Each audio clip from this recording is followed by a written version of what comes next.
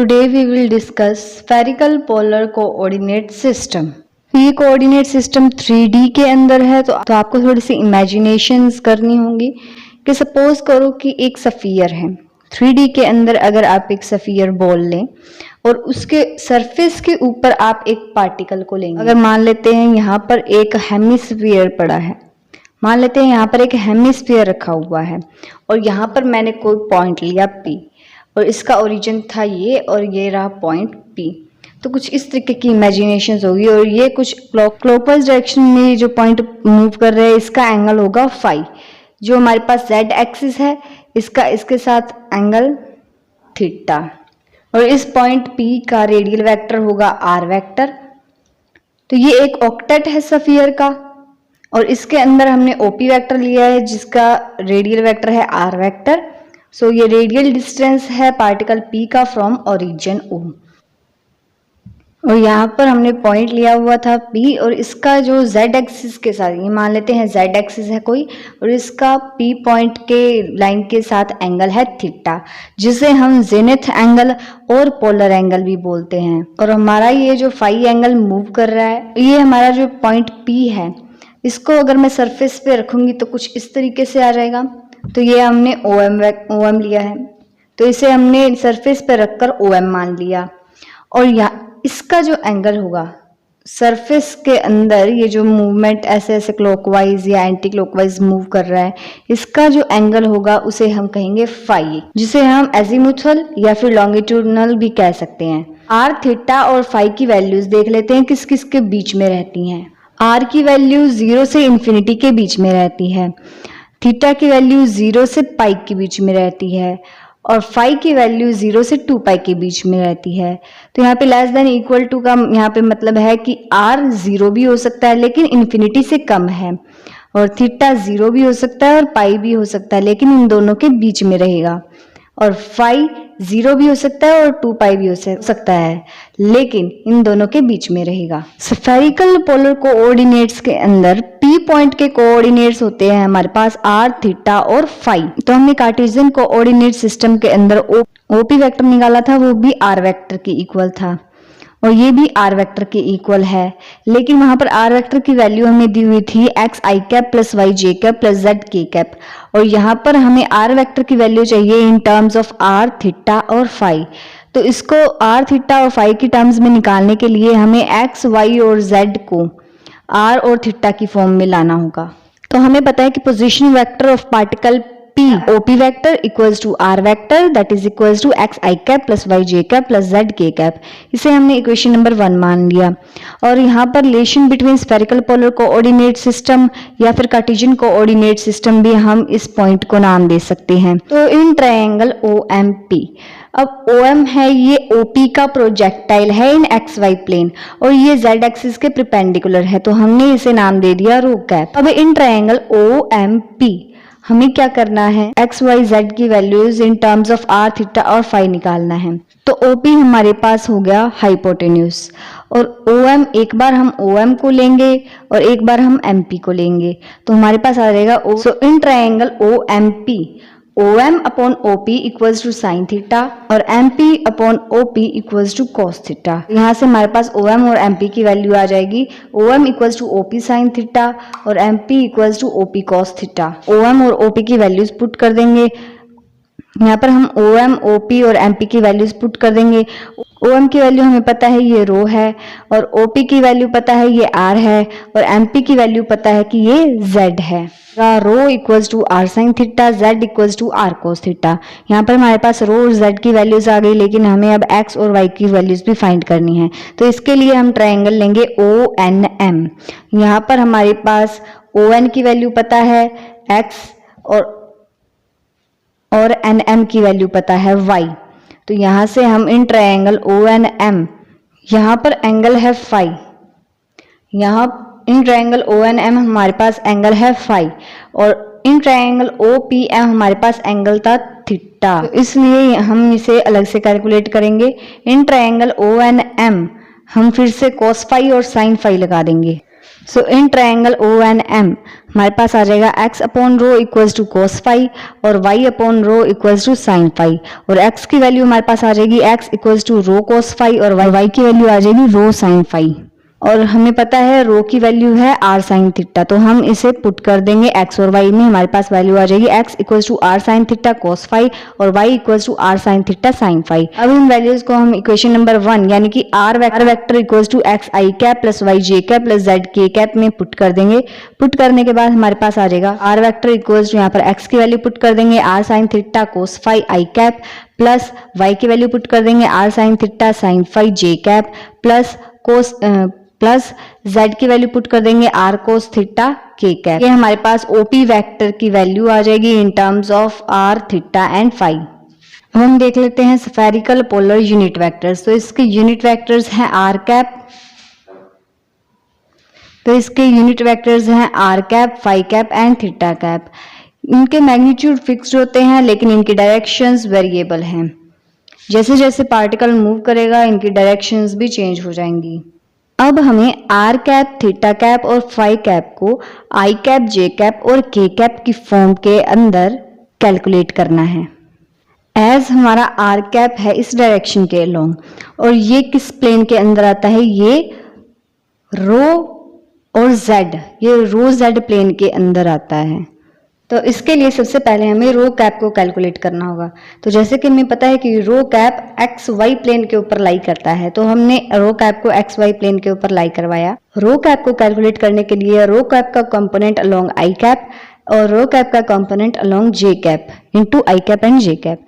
So rho cap equals to i cap dot rho cap into i cap की direction के along plus j cap dot rho cap into j cap long j cap की direction के long. A dot b को हम solve करते थे a b cos theta, theta यहाँ पर है फाई, तो हम यहाँ पे फाई एंगल लेंगे और rho cap equals to cos phi i cap plus, अब ये जे कैप के अलोंग का एंगल पूछ रहे हैं तो जे कैप के अलोंग का एंगल है, ये पूरा एंगल है 90 डिग्री और ये इतना एंगल है आई और रो के बीच का एंगल फाई, तो जे और रो के बीच का एंगल हो गया 90 डिग्री माइनस फाई। तो rho cap equals to cos phi i cap plus cos 90 degree minus phi j cap. Cos phi rho cap equals to cos phi i cap और cos 90 minus phi होता है sine phi plus sine phi j cap. ये हमारे पास रो cap की value आ गई। अब हम are cap को कैलकुलेट कर सकते हैं। तो आर कैप को आई कैप, जे कैप और के कैप की फॉर्म में एक्सप्रेस करने के लिए हमें रो कैप की जरूरत पड़ती है। जैसे कि हमें पता है कि r cap rho z plane के ऊपर लाई करता है, तो हमें यहाँ पर रो जेड प्लेन प्लॉट करना होगा। जेड और पी पॉइंट के बीच का एंगल है थीटा और ये जेड और रो के बीच का पूरा एंगल है 90 और फिर पी और रो के बीच का हमारा एंगल बन जाएगा 90 degree minus theta. R cap equals to r cap dot rho cap into rho cap की डायरेक्शन के along plus r cap dot k cap into k cap की डायरेक्शन के अलोंग। अब इसे सॉल्व कर लेते हैं। तो r cap equals to cos 90 degree minus theta, क्योंकि रो कैप का पूछा है तो रो कैप के साथ इसका 90 डिग्री माइनस थीटा एंगल बना हुआ है। So r cap equals to cos 90 degree minus theta plus cos theta k cap, क्योंकि आर कैप और जेड के बीच का एंगल है theta. So r cap cos 90 degree minus theta sine theta rho cap plus cos theta k cap. अब यहाँ पर हम रो कैप की वैल्यू पुट कर देंगे, cos phi i cap plus sin phi j cap. So r cap equals to sin theta cos phi i cap plus sin theta sin phi j cap plus cos theta k cap. अब हम theta cap को आई cap, j cap और के cap की form के अंदर express करेंगे। इसके लिए भी हमें रो जेड प्लेन चाहिए प्लस थीटा कैप की डायरेक्शन आर कैप के परपेंडिकुलर है। ये इस तरीके का ग्राफ हमारा प्लॉट हो जाएगा। आर कैप और जेड के बीच का एंगल है थीटा और यही सेम एंगल होगा रो और थीटा के बीच का, और जेड और रो के बीच का एंगल पूरा है 90 डिग्री। अगर हमें जेड और थीटा के बीच का पूरा एंगल निकालना होगा तो हमारे पास आ जाएगा, ये पूरा एंगल आ जाएगा हमारे पास 90 degree plus theta. Theta cap equals to theta cap dot rho cap into rho cap की डायरेक्शन के long plus theta cap dot k cap into k cap की डायरेक्शन के along. So theta cap equals to cos theta rho cap plus cos k cap का theta cap के साथ पूरा angle ये 90 degree plus theta, cos 90 degree plus theta k cap. So theta cap equals to cos theta rho cap minus sine theta k cap. Cos 90 degree plus theta होता है minus sine theta k cap. So theta cap equals to, अब यहाँ पर हम रो cap की value put कर देंगे, cos phi i cap plus sine phi j cap. So theta cap equals to cos theta cos phi i cap plus cos theta sine phi j cap minus sine theta k cap. अब हमने phi cap को आई cap j cap और के cap की term में express करना है। तो फाई कैप हमें पता है एक्स वाई प्लेन के अंदर होता है, तो सबसे पहले हम एक्स वाई प्लेन ड्रॉ करेंगे। तो फाई का जे कैप के साथ एंगल होगा फाई, और यही एंगल सेम होगा आई कैप और रो कैप के बीच का फाई, और जे कैप और आई कैप के बीच का पूरा एंगल होगा 90 डिग्री। सो अगर हमें फाई कैप को आई कैप के अलोंग निकालेंगे तो ये पूरा एंगल हो जाएगा हमारा 90 degree plus phi. So phi cap equals to phi cap dot i cap into i cap की डायरेक्शन के along plus phi cap dot j cap plus phi cap dot j cap into j cap की direction के along. So phi cap equals to cos 90 degree plus phi, क्योंकि i cap के साथ phi का angle है 90 degree plus phi. So cos 90 degree plus phi i cap plus cos phi j cap. So phi cap equals to cos 90 degree plus phi होता है minus sine phi i cap plus cos phi j cap. अब हमें r cap, theta cap और phi cap की values in terms of i cap, j cap and k cap पता चल गई। सो अब हमें प्रूव करना है कि ये तीनों आर कैप, थीटा कैप और फाई कैप एक दूसरे के परपेंडिकुलर है या नहीं। सो हमें आर कैप, थीटा कैप और फाई कैप की values in terms of i cap, j cap और के कैप सभी की पता चल गई। सो अब हम आर कैप को थीटा कैप के साथ डॉट प्रोडक्ट करेंगे, फिर हम आर कैप को फाई कैप के साथ डॉट प्रोडक्ट करेंगे। अगर हमारा रिजल्ट 0 आता है तो ये परपेंडिकुलर्स हैं। इन तीनों को एक दूसरे के साथ करके देखना है। So r cap dot theta cap equals to, अब हमें पता है कि आई कैप को जे कैप और के कैप के साथ डॉट प्रोडक्ट करेंगे तो हमारे पास 0 आंसर आएगा, और जे कैप को आई कैप और के कैप के साथ डॉट प्रोडक्ट करेंगे तो 0 आंसर आएगा, और के कैप को भी आई कैप और जे कैप के साथ डॉट प्रोडक्ट करेंगे तो 0 आंसर आएगा।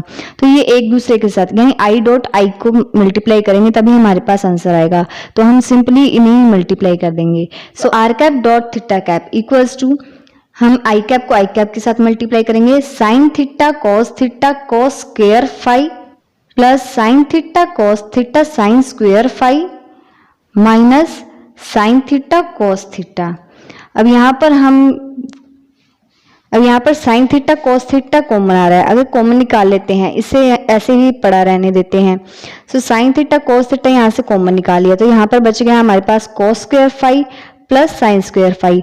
अब हमें पता है कि cos square theta plus sine square theta क्या होता है, या फिर कॉस स्क्वायर फाई या प्लस साइन स्क्वायर फाई क्या होता है, 1 के इक्वल होता है।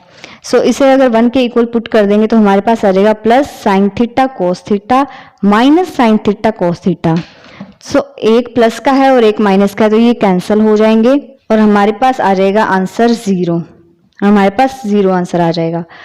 So r cap dot theta cap equals to 0 आ जाएगा, जो कि हमें शो करता है कि आर कैप परपेंडिकुलर है थीटा कैप के। अब हम आर कैप फाई कैप को भी परपेंडिकुलर प्रूव करते हैं।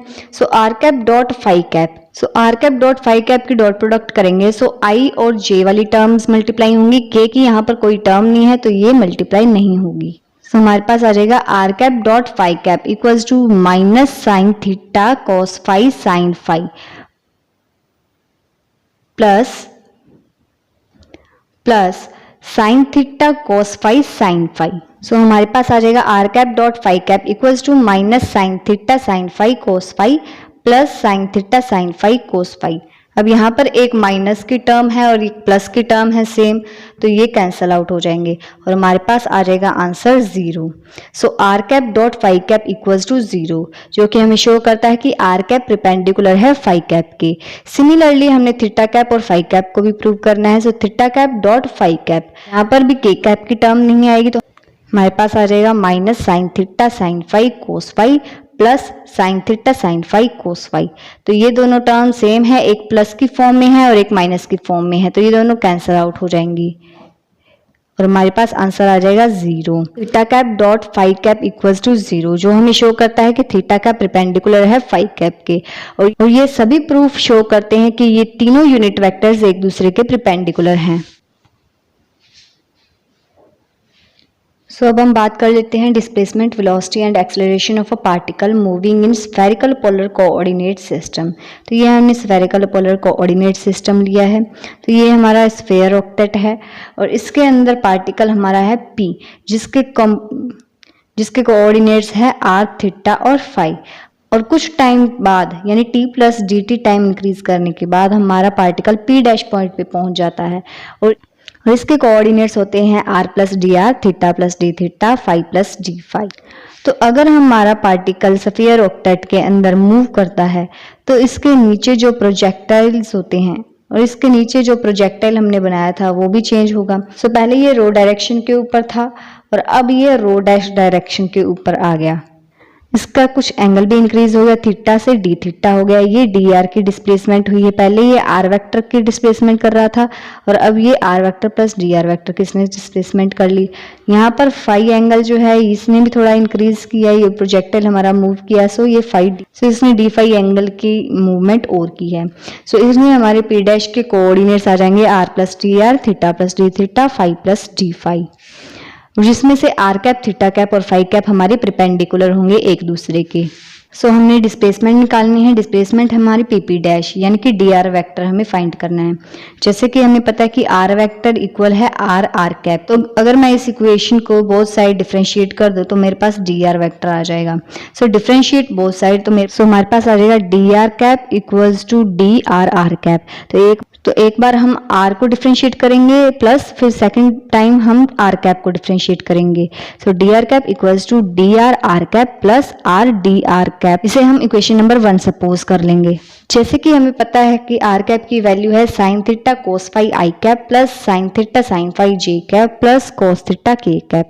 इसलिए हम इसे डिफरेंशिएट कर देंगे बोथ साइड, तो हमारे पास डी आर कैप की वैल्यू भी आ जाएगी।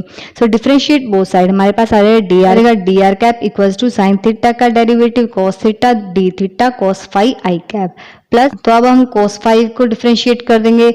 सो plus sine theta, cos phi को जब हम करेंगे तो minus sine phi d phi into i cap plus cos theta d theta, sine theta का derivative cos theta into theta का d theta sine phi j cap plus, अब sine phi को करेंगे so sine theta sine phi का derivative cos phi d phi into j cap plus cos theta का differentiation minus sine theta into d theta into k cap.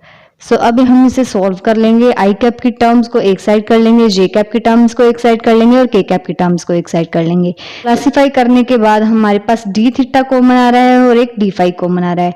तो पहले हम D theta को common निकाल लेंगे। So d theta multiplied by cos theta cos phi i cap plus cos theta sine phi j cap minus sine theta k cap. ये हमें पता है ये थीटा कैप होता है। प्लस अब हम डी फाई को कॉमन निकाल लेंगे। डी फाई के साथ हमारे पास और क्या कॉमन निकल रहा है, साइन थीटा। सो ये जैसे कि डी फाई के साथ साइन थीटा, डी फाई के साथ sine theta. So sine theta d phi common निकाल लेंगे और ब्रैकेट में आ जाएगा minus sine phi i cap plus cos phi j cap, और ये हमें पता है ये फाई कैप होता है। सो डी आर कैप की हमारे पास वैल्यू आ जाएगी d r cap equals to d theta cap plus sine theta d phi phi cap. So put the value of d r cap in equation 1, we get the answer. So d r vector equals to d r cap plus r, d r cap की value d theta theta cap plus sine theta d phi phi cap. So d r vector equals to d r cap plus r d theta theta cap plus r sine theta d phi phi cap. So magnitude of displacement, so magnitude of displacement means dr vector in magnitude equals to square root of r cap के magnitude का square dr square plus theta cap के magnitude का square r d theta का square plus phi cap के magnitude का square r sine theta d phi का square. अब हम वेलोसिटी निकाल लेते हैं। तो वेलोसिटी हमें पता है time rate of change of displacement होता है, यानी v vector equals to d r vector upon dt। So d r vector हमें पता है कि d r vector equals to d r cap plus r d theta theta cap plus r sine theta d phi phi cap. So अगर मैं इस equation को dt से दोनों साइड डिवाइड कर दूं तो मेरे पास वेलोसिटी आ जाएगी। So divide this equation by dt on both sides, we get dr vector upon dt equals to dr upon dt r cap plus r d theta upon dt theta cap plus r sin theta d phi upon dt phi cap। सो अब यहाँ पर हमारे पास v vector तो हमें पता है dr vector upon dt velocity होता है, so v vector equals to dr upon dt r dot r cap plus r d theta upon dt, so r वैसे ही आ जाएगा d theta upon dt equals to theta dot into theta cap plus r sine theta plus r sine theta वैसे ही आ जाएगा d phi upon d t phi dot into phi cap. So r dot को हम v are भी बोलते हैं, ये रेडियल कंपोनेंट होता है इंस्टेंटेनियस वेलोसिटी का, और आर थीटा डॉट ये वी थीटा भी हम इसे बोलते हैं कि ये ट्रांसवर्स कंपोनेंट होता है इंस्टेंटेनियस वेलोसिटी का, या फिर theta component of instantaneous velocity हम इसे बोल सकते हैं। So r sine phi dot ये वी फाई से हम इसे डिनोट कर सकते हैं, और ये phi component of instantaneous velocity होता है। अगर हमें वेलोसिटी का मैग्नीट्यूड निकालना है तो v vector in magnitude equals to square root of r cap के मैग्नीट्यूड का स्क्वायर, यानी जिसे हम वी आर बोलते हैं, वी आर का स्क्वायर प्लस वी थीटा का स्क्वायर प्लस वी फाई का स्क्वायर। अगर हम इनकी टर्म्स पुट कर देंगे तो हमारे पास कुछ इस तरीके की एक्सप्रेशन आ जाएगी, v vector in magnitude equals to r dot का square plus r theta dot का square plus r sine phi dot का स्क्वायर।